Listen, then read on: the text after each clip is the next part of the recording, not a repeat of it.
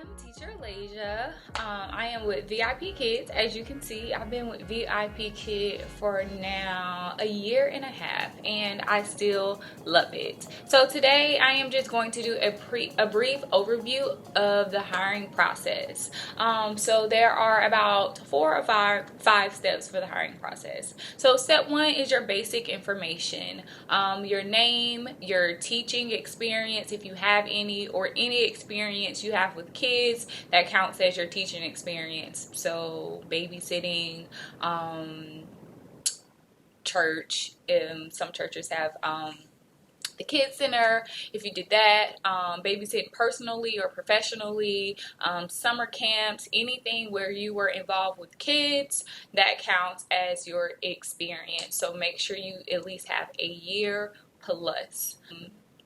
They also ask just if you have teaching experience, whatever teaching certifications you may have. If you don't have any, it's fine. The requirement is a bachelor's degree. So that's your basic information step. Once you pass the basic information, then you go to step two with it, which is the interview options. So you have 4 interview options. So the first one is a coaching day. So with coaching day, if you're in a bigger city, you have a better chance of finding coaching days where there is a seasoned VIP Kid teacher who basically coaches you, teaches you the things that you need to know to be a successful VIP Kid teacher, to successfully pass your certification centers and your mock classes.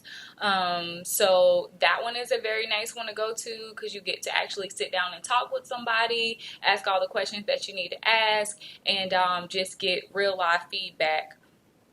And so once you do your coaching day, then you go on to step 3.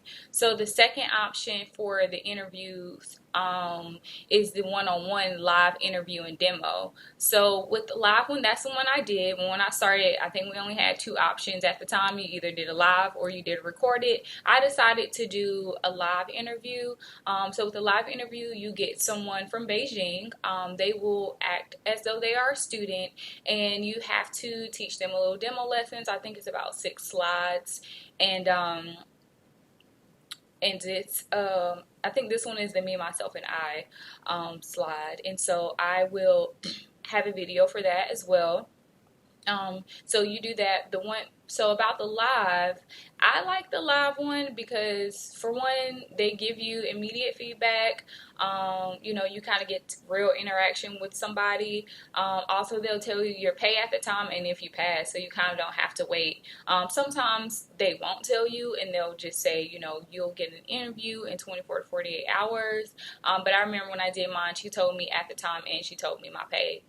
And so I like the live interview versus the recorded one. But if you feel like you're going to be super duper nervous, I'm just not that great with teaching nothing, I guess. So it was easier for me to just teach an adult acting like a kid.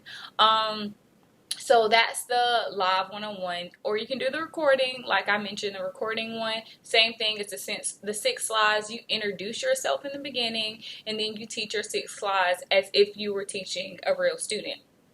And then they have this super duper new one called a smart demo. So you do the smart demo on your phone. So with the smart demo, basically you download the VIP Kid app. It will show that you are in your interview stage and it is pending. You will click on the pending button, and then it will kind of start your process from there, where it will give you little lessons on TPR, incidental language, things that you should and should not do during your mock, and even in general while you're teaching. Then it will give you a short 5-question quiz. I think you need to pass 3 of the questions. You can also restart it if you feel like you're not doing that great, but I don't think you'll get the same questions. Then once you pass that quiz, then you teach 1 slide. So really, if you feel like you would be really good at watching a video, taking a quiz, and then teaching 1 slide, this option is way less nerve-wracking.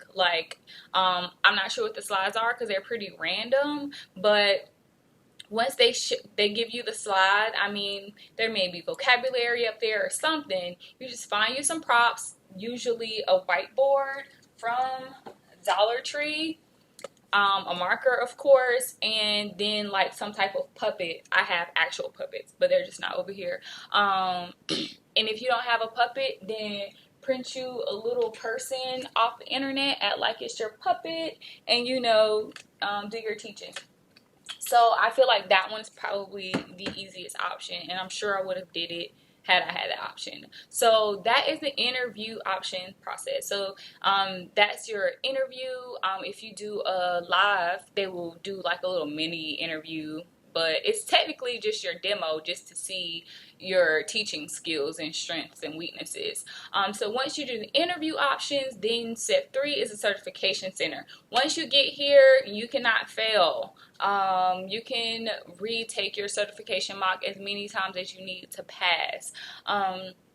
So there are 2 certification levels for this section. So you do the lower levels 2 and 3, or the upper levels 4 and 5.